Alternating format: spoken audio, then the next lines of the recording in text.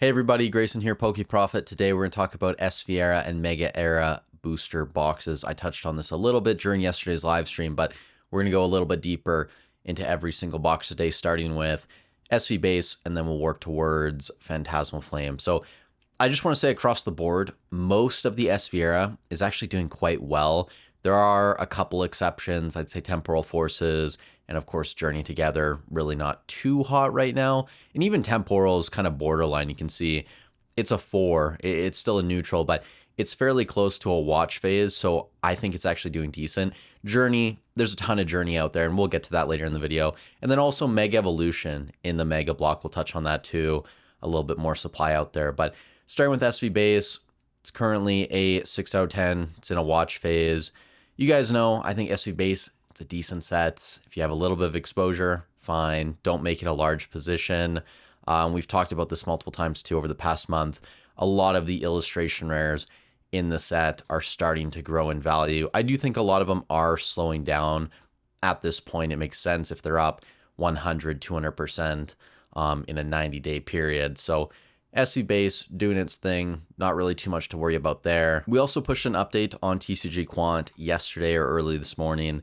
I can't remember exactly what time it went live, but you can see now there's an MSRP multiple on all the analysis pages. So I think that's going to be something important for investors to look at in the future. The higher the MSRP multiple, you do have to worry a little bit about the product you're buying. So when you look at something like SC Base being sub 2x MSRP right now, Paradox Rift, same situation. And of course, something like Surging Sparks being 1.7, which I think is the lowest in the entire SV era. Pretty exciting times, but we'll move on to Paldea Evolved, which is also in a watch phase. $500 currently. We talked about that the other day too. Fairly big milestone there. Magikarp's holding over $400. Long term, you're looking a lot better in something like Paldea compared to SV Base. A decent amount of this has already been opened as well. If we jump over to the destruction tracker, you can see Paldea Evolved somewhere middle of the pack, maybe a little bit higher than the middle. And if we assume a 10% submission rate on the Magikarp, we're looking at about 112 million packs of Paldea have been open. Obviously, you can change that based on what percentage of cards you think have been graded, but it's somewhere in the middle of the pack. A lot of this was open when Paldea was, $80 a booster box. I remember opening multiple booster boxes of Paldea, pulled nothing crazy, but the Mismagus, the Skeledirge, beautiful artworks. I understand why people wanted to rip that set. Jumping back over though, we'll move to Obsidian, which is actually in a buy setup right now. 7 out of 10. It's had a fairly high confidence interval, meaning that when the signal fires, it's performed as expected more often than not. 2.3x MSRP, sitting around $380. Long-term score, however, not as high as something like Paldea Evolved, which I think to most people is intuitive. Sure, you have the Charizard in there, which is great. Everybody loves Charizard. It's actually around $150 now. I'm going to show you guys on TCG Player. This might be an all-time high. It looks like it actually. If you guys were around back in September of last year, there was a fairly large spike in a lot of illustration rares and SIRs. We're seeing that again now. So breaking through that all-time high is the Charizard. But outside of that, the set is just not that deep. Sure, the Ninetales is now a $50 card. That used to be a couple bucks at one point. Clef's over 40 now. The Gold Charizard's in that 45 range. You have a Gloom, the Pidgeot, but nothing that's really making people want to open Obsidian Flames. And you can see if we jump back over to the destruction tracker, a lot of Obsidian has been opened according to our pull rates and population numbers. But I do expect that gap between Paldea and Obsidian to widen just a little bit as time goes on. I mean, if you're paying $400 to $500 for a booster box, right? Or even if you just look at loose packs and what they are going for, what would you rather open? Would you rather open Obsidian, try and chase a $140 Charizard, or would you rather try and chase the Magikarp and Paldea Evolved that's going for almost $5,000 in a PSA 10? To me, the choice is obvious, but maybe that is just my bias. Hopping back over, we'll look at Paradox. 4 out of 10 neutral signal. Paradox and Temporal are sets that I'm really not that excited about. I still have a case of both. I want to say maybe a little bit more Paradox than Temporal. It's in that 293 range. Long-term score, fairly low. You have a couple decent cards in the set, but nothing to write home about outside of the top like 3 or 4 cards, I would say. And you can see in the destruction tracker when we look at Paradox Rift, 72, 73 million packs. There's, I don't know, 40, 50% difference, something like that between Paradox and Obsidian and Paldea Evolved. So not as much Paradox being opened. And there was a lot of Paradox out there. If you guys were around back in November 2023, I think that's around the time period it came out, even early 2024, Walmarts were just flooded with Paradox Rift. Every online store was discounting this stuff. I remember Cans and Games in Canada. There's a couple other stores too, like PokeZone or something. They were selling boxes at like 125 Canadian shipped, right? And that's after tax. So nobody wanted to hold this. It was looked at as dead product. But now we're pushing almost $300 USD. Temporal, maybe a little bit better than Paradox in my eyes. I think long-term score, yeah, 3 out of 10, slightly better than Paradox. I like the top chases in Temporal a little bit better. Ghastly still holding over $100. The Morty's Conviction SIR around 80. The Gengar full art, this is very surprising to me. The fact that this is $73 for a full art, that seems quite expensive. The Raging Bolt's now down to the 4th most expensive card in the set. And Iron Crown is the 7th most expensive. And if you guys remember, when Temporal Forces came out, this card, I believe, got pumped up and it was the most expensive card in the set at one point. And just to show you guys another feature in TCG Quant, we do have the cross-product comparison when we're tracking multiple products from the same set. So you can see with Temporal Forces, you've done a lot better in the PC ETB, and I believe we're tracking the Walking Wake one there, but you've done much better with that than you have with the booster box, a CAGR of almost 39% versus over 70%. After that, Twilight Masquerade. Now, this is an interesting one. 6 out of 10 right now. It's in a watch phase, 2.3x MSRP. I still like Twilight. It could potentially be the dark horse of the SV era. You do have legit chase cards. The long-term score is now pushing into kind of like the green range, 7 out of 10. That's pretty strong. Destruction momentum, a lot of this is being opened or at least graded at this point. The other thing I want to bring your attention to, the Greninja, and we're going to go over to TCG Player for this. Hopefully in the future, the next update or two of Quant, we're going to eventually have price graphs built in from TCG Player, so you won't actually have to go over, and there will be more useful information that you can actually get on TCG Player. But the thing I want to show you guys on TCG Player today for the Greninja, having a little bit of a buyout here. We've gone from around $380 now up to over $4, but the most recent sales pushing $450 US from today. I believe that's an all-time high for this card ungraded. You can see too, this isn't a crazy high pop card in PSA 10 either, still sub 10K. So we're not looking at 20K, 30,000, 40,000 tens.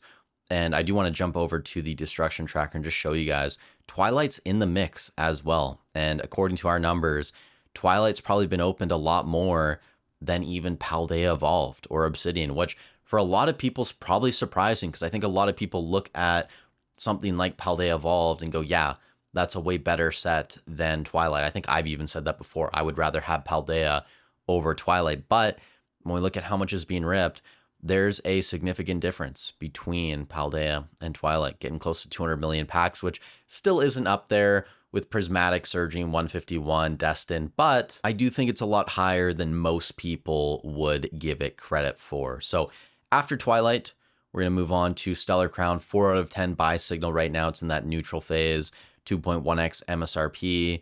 Stellar's decent, and it's actually surprised me how well it's done. Squirtle, Bulbasaur, the Dash Bun now being fairly expensive. I did want to highlight the Gulpin today, which is going for around $14. This has had a pretty decent run up over the past 90 days. If we do the near mint chart, up over 50%. That and the Milcery now being like a $20 card. Maybe a little bit more depth, you could argue, in something like Stellar Crown, but still, it's incredibly top heavy with the Bulbasaur and Squirtle. And I think you could argue the Dash Bun now being close to $100. Like, that's a pretty legit chase. But outside of that, really not too much exciting in Stellar Crown. Now, Surging Sparks, this is back into a buy setup, 7 out of 10. Confidence interval is still a little bit low, and it's going to take time for that to adjust. The interesting thing that I want to bring to your attention, though, the supply, or excuse me, the demand for the product, the sales volume, is starting to come down. There were multiple weeks in a row where we were over 40 units selling per day, buy now sales, eBay North America. This most recent update I did, that was down to around 25. So that's a fairly significant drop. We're still seeing less supply on the market though. So the week prior, there were 446 units below a 20% move. This most recent update, 315. So they're continuing to move. I think that supply has kind of been pushed out through vending machines, through any other person who was able to get restocks. And now it really is only a matter of time. The really exciting thing for me about surging is the amount of it that's been opened. If you want to assume only 10% of the Pikachus actually get sent off for grading, I mean, we're looking at about 250 million packs of Surging Sparks that have been opened. If you want to change this and say 30% of Pikachus get graded, well, now we're looking at 84, 85 million packs, but still, that is a ton of Surging Sparks that is being ripped. And I think that's a number that's going to continue rising because you can see over the past 8 months at this point, it's been fairly consistent.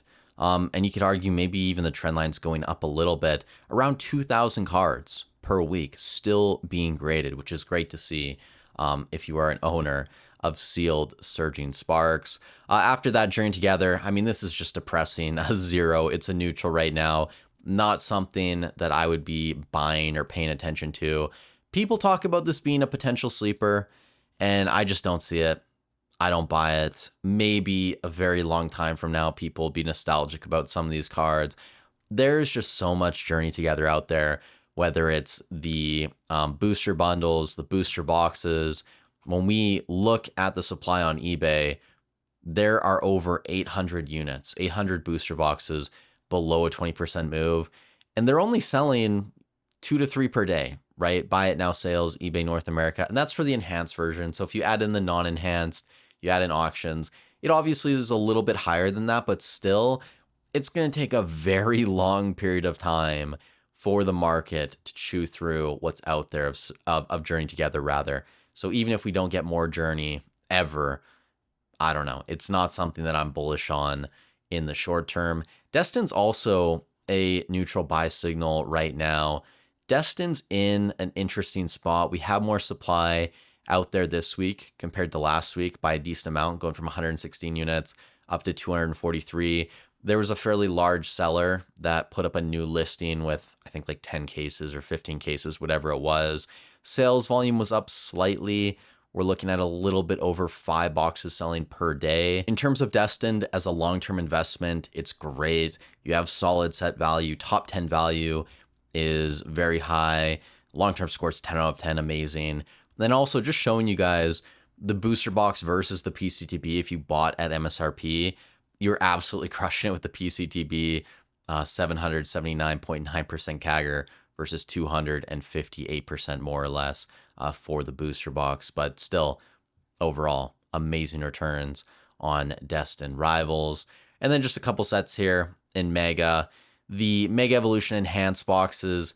The reason this is in a neutral signal now, the supply this week, there was a lot more on the market. A new seller came up with, I want to say it was an extra 10 cases worth of boxes.